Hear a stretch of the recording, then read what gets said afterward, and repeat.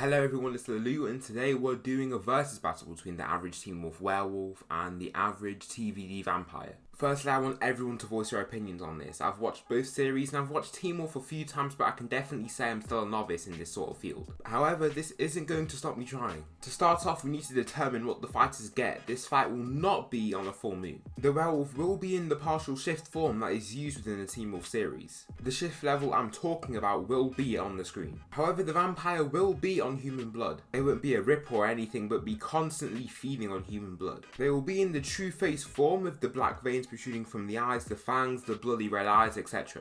There will be no prep time. They will just be fighting within a forest around the night time at their first confrontation.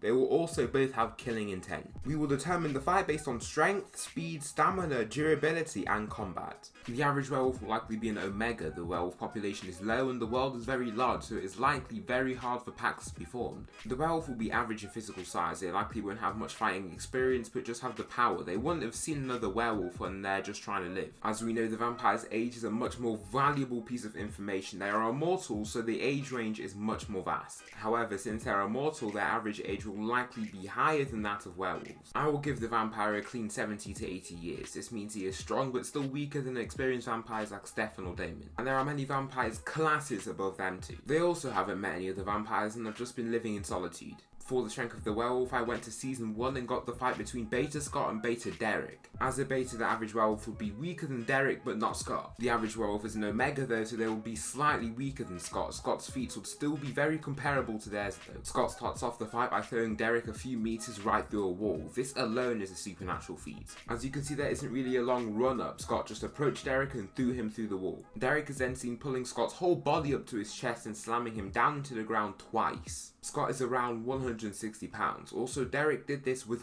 one hand. He then goes on to continue the fight like nothing happened. This feat of strength is amazing, and Derek was playing around with Scott. Scott also pulled out of steel chains that Styles put him in. It has been calculated that it requires 40 to 50 tons to break out of. This is an insane feat of strength by Beta Scott. Although he was under the power of the full moon, it makes little difference. Even if he was 20% the strength without the full moon, which he isn't, it is still 10 tons of force he will be putting out. The Omega Werewolf could do something similar to Scott on the full moon. I estimate about 20 to 30 tons the werewolf could output without the full moon, depending on the amount of anger and things like that. For the strength of the vampire, they are also very strong. Without vamp speed, they seem to just be like humans. Stefan punches Damon repeatedly with normal speed and nothing really devastating happens. However, if we go back to the first episode, there is a feat that Damon does that is crazy. This is with vamp speed. Damon picks Stefan up from the ground and launches him many meters, around 8 to 10, into a wall. He also does this in a split second. This is insane. Stefan is probably a step down from this, and the average vampire is another step down. The average vampire could probably still throw the werewolf a few meters with vamp speed though. Just not as far, not as fast. The vampire's level of strength is good, yes, but it has to go to the werewolf.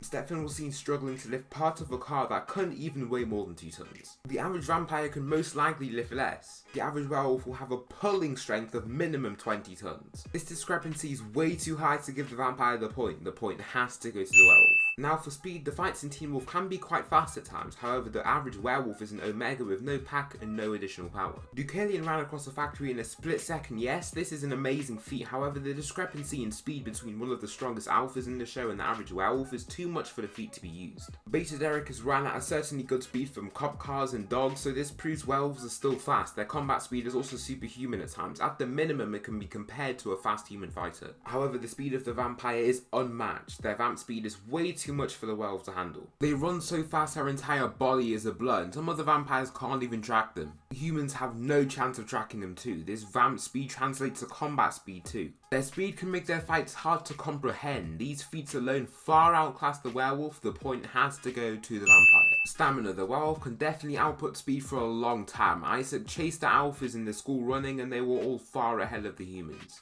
Once Isaac stopped, he wasn't even that tired. This means Isaac casually outran the humans. This feat is definitely insane. If he was going top speed while shifting, he's sure to go at supernatural speed for a long time. This definitely translates to combat too. For the vampire, their vamp speed doesn't last long. They go very fast for a few seconds, but never seem to be able to continue the fight. Once they're done, they also breathe quite a bit. This means they can't output top speed for a long time. Because of this, the stamina has to go to the werewolf. Durability. Both have supernatural durability, however an Omega got slashed easily with a silver sword. Stabbing wood into a vampire, not even a wooden stake, also greatly weakens them. This is how a lot of the fights end between the vampires. Silver isn't around in the forest and the Omega doesn't know that wood can weaken the vampire. This makes their weaknesses useless. The only advantage werewolves can have are their claws. They both have fangs, but the werewolf has claws. This can be a great asset when they fight the average vampire. They will be able to cause more cutting damage to the vampire. Because of this, I have to give durability to the werewolf. Combat. Werewolves seem to lack a lot of fighting technique. It isn't their fault since they don't have to strive for this. Who would learn to fight when you can already beat everyone you see? However, their power is a great asset in their fights. They can even throw other werewolves around in their bouts. The average werewolf will definitely be able to perform these feats as well. However, the vampire's combat is insane. With vamp speed, they can be combat demons. They can even throw around other vampires. The werewolf will not be an exception. They have quick attacks, they move fast and can push full-fledged bodies very far in a split second. Because of this, the point has to go to the vampire. In the end, the werewolf has more stat wins, strength, stamina and durability. The vampire wins in speed and combat. Even though the werewolf wins in more stats, I believe the vampire will win. Remember, they both have killing intent, so the vampire can just blitz towards him and rip his heart out. Even if the werewolf makes his way past this, the combat speed will be too much for him. If the werewolf somehow manages to make their way past this, then they'll win, but the chances of them doing this is so low it doesn't even matter. So the TVD vampire wins in the bout between the average Teen Wolf werewolf and the average TVD vampire. Hope you guys enjoyed. This has been so much fun to make. I've got many more ideas for you guys. Many more videos will be coming in the near future.